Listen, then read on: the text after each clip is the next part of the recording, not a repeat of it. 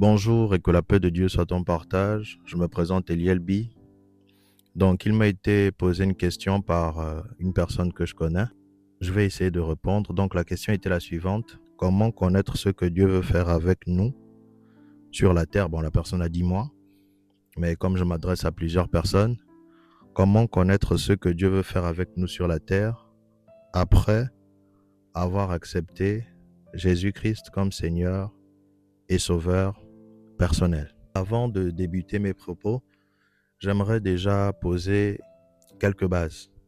À l'intérieur de cette question, il y a une information capitale. Pour connaître ce que Dieu veut faire avec nous sur la terre, il faut au préalable avoir accepté Jésus-Christ comme Seigneur et Sauveur personnel.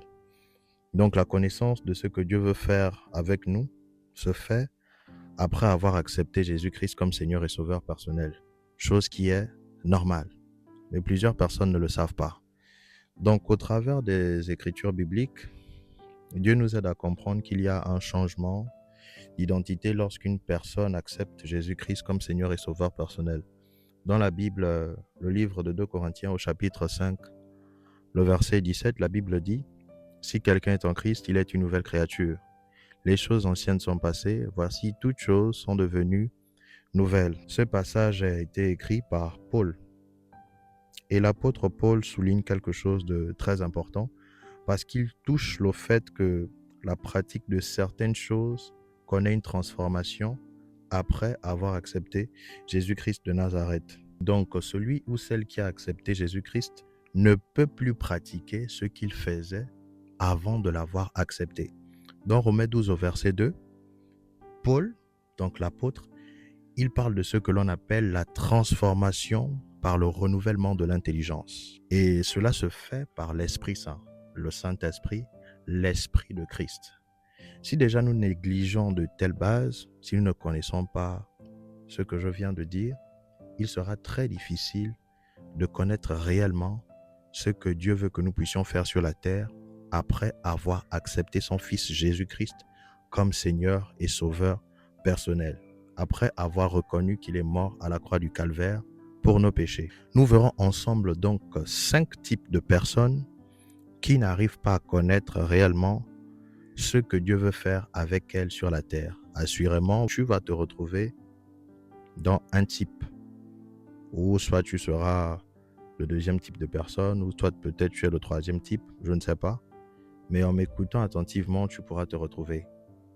Et ces types que je vais énumérer ont pour but de t'aider à changer ce qui doit être changé. Donc, comme premier type de personne qui n'arrive pas à reconnaître ou à connaître ce que Dieu veut faire avec elle sur la terre, nous avons les personnes qui se disent qu'il faut avoir un certain niveau spirituel pour savoir ce que Dieu veut faire avec elle sur la terre. À l'intérieur, il faut comprendre qu'il y a des personnes qui se disent « Pour connaître ce que Dieu veut faire avec moi, il me faut 1 année de conversion, 6 ans de conversion, 15 ans de conversion, 8 ans de conversion et j'en passe. » Si la personne a accepté Jésus-Christ le 6 août 2025, elle se dit non, je ne peux pas déjà être apte à connaître ce que Dieu veut réellement faire avec moi. Il me faut forcément encore atteindre un certain niveau d'élévation spirituelle.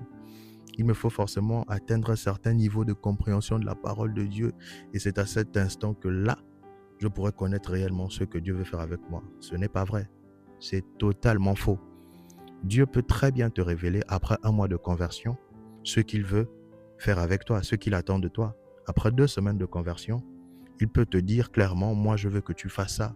Il peut te faire comprendre clairement que je veux t'utiliser dans tel domaine. Pas besoin d'atteindre un certain niveau spirituel, pas besoin d'atteindre une certaine connaissance de la parole de Dieu. Pour certaines personnes même, elles relient facilement ces choses au parler en langue. Bon, moi je ne parle pas en langue, donc je ne peux pas connaître. Ça, c'est faux. Donc, je veux que vous puissiez comprendre que le premier type, ce sont des personnes qui pensent qu'il faut atteindre un certain niveau spirituel pour connaître réellement ce que Dieu veut faire avec elle. Et si toi tu penses ça, il te sera difficile de connaître ce que Dieu veut faire avec toi. Même si tu as accepté le Seigneur hier, après 1 semaine, en fonction de ce que toi-même tu fais, c'est-à-dire si tu lis les Écritures, si tu as des temps personnels, Dieu, dans sa grandeur, peut se révéler à toi et te dire clairement ce qu'il veut faire avec toi.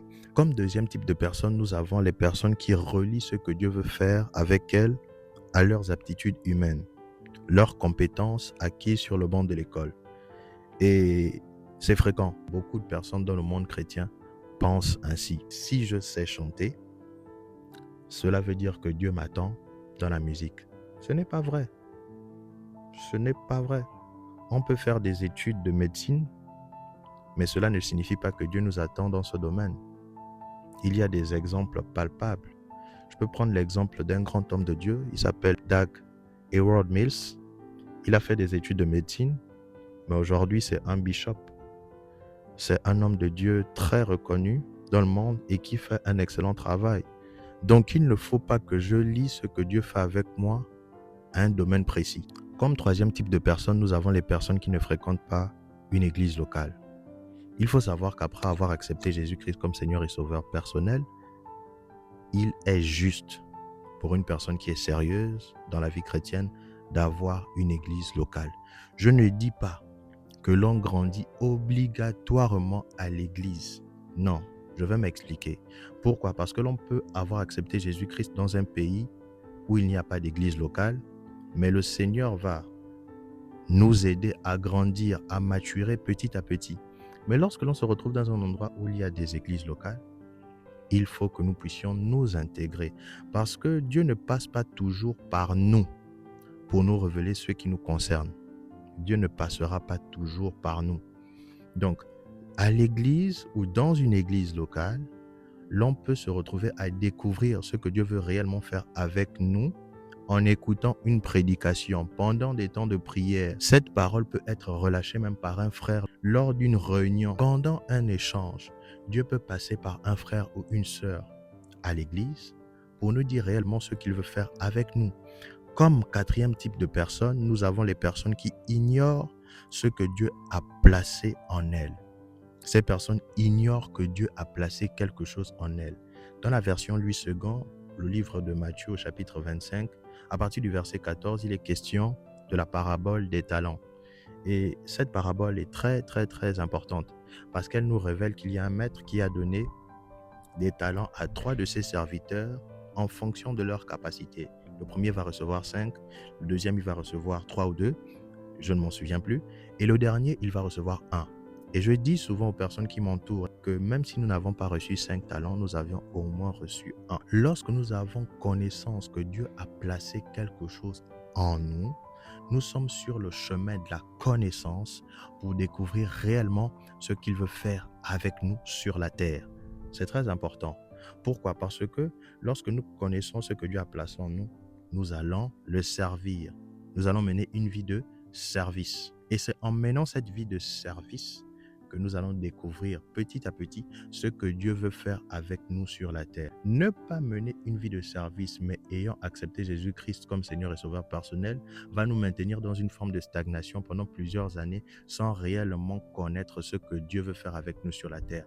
Et on va se dire que l'on est inutile, on ne sert à rien. On va commencer à se comparer à X ou Y, tout simplement parce qu'on ignore que Dieu a placé quelque chose en nous. J'aimerais dire ceci. Dieu a placé quelque chose en toi aussi. Peut-être avec le temps, en voyant des personnes sur les réseaux sociaux, en voyant des personnes faire ce que toi tu n'arrives pas à faire, tu te dis, Dieu ne veut pas m'utiliser. Non, Dieu veut aussi t'utiliser parce qu'il a placé quelque chose en toi. Ne l'oublie pas, Dieu a placé quelque chose en toi.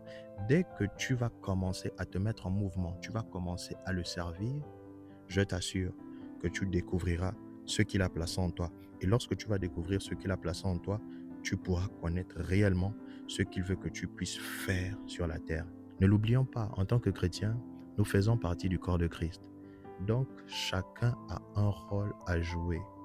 Tu ne peux pas dire que tu n'es pas important pour Dieu parce que Dieu veut t'utiliser pour quelque chose sur la terre. Mais il faut que tu puisses connaître réellement ce qu'il a placé en toi et que tu puisses le servir. C'est alors que tu pourras comprendre ton rôle, le rôle que tu dois jouer sur la terre. Ne l'oublie pas. Si tu ne sais pas ce que Dieu a placé en toi, il se peut que tu puisses jouer le rôle de quelqu'un d'autre. Et ça, c'est très grave. Et pour terminer, comme cinquième type de personne qui n'arrivent pas à connaître réellement ce que Dieu veut faire avec elles sur la terre. Nous avons les personnes qui n'ont pas le désir de voir des vies transformées. Analyse un peu ton entourage en tant que chrétien. Est-ce que réellement dans ton entourage, il y a des personnes qui ont le désir de voir des vies transformées? Ou bien ces personnes ont juste le désir de présenter des assemblées, des églises locales, d'inciter les personnes à rejoindre leurs églises, mais n'ont pas vraiment le désir de voir ces personnes qu'elles invitent transformées par la parole de Dieu, transformées par l'évangile, transformées par la bonne nouvelle. Si on n'a pas le désir de voir des vies transformées, on ne connaîtra jamais ce que Dieu veut faire avec nous. Parce que ce que Dieu veut faire avec nous a un lien direct avec la transformation des vies. Peu importe le domaine, peu importe le ministère, ce que Dieu veut faire avec toi sur la terre a pour but de changer des vies, a pour but de transformer des vies. Il ne faut pas oublier ça. Et j'aimerais dire ceci, on peut évangéliser sans pour autant avoir le désir de voir des vies transformées. Tu vas te dire non, mais c'est pas vrai. Mais bien sûr que c'est vrai. Bien sûr que c'est vrai. On peut évangéliser par habitude ecclésiastique. Les samedis, on doit sortir évangéliser. Ok, moi je vais juste accompagner les autres et puis, voilà, parce que c'est la sortie d'évangélisation, je le fais. Mais dans mon cœur, il n'y a pas ce désir de voir la personne que j'évangélise transformée. Je le fais juste comme ça. Je récite, ça devient une récitation. Il faut que dans ma récitation, je puisse aussi dénoncer les péchés, quelques péchés. On ne prend même pas la peine de réellement comprendre ce que la personne en face nous dit. On se retrouve à discuter et à attribuer des péchés d'une personne avec qui on a discuté hier à la personne que nous voyons aujourd'hui. C'est très grave d'agir ainsi. Je répète, on peut évangéliser sans avoir pour autant le désir de voir des vies transformées. Et on le fait par habitude. Lorsque l'on a le désir de voir des vies transformées, je vous assure que l'on n'évangélise pas juste le jour où il y a sortie d'évangélisation. On évangélise lundi, mardi, mercredi, jeudi, vendredi, samedi, dimanche. Tout ce que l'on fait a pour but de voir les personnes qui nous entourent connaître un peu plus Jésus. C'est ce que je voulais vous dire. Je veux que vous puissiez retenir cela. Je veux que vous puissiez retenir cela, s'il vous plaît. Prenez conscience que connaître ce que Dieu veut faire avec nous sur la terre va nous permettre d'avoir une vie meilleure, va nous permettre de jouir de ce que la parole déclare. Que Dieu vous bénisse. C'était votre serviteur Eliel B. On est ensemble.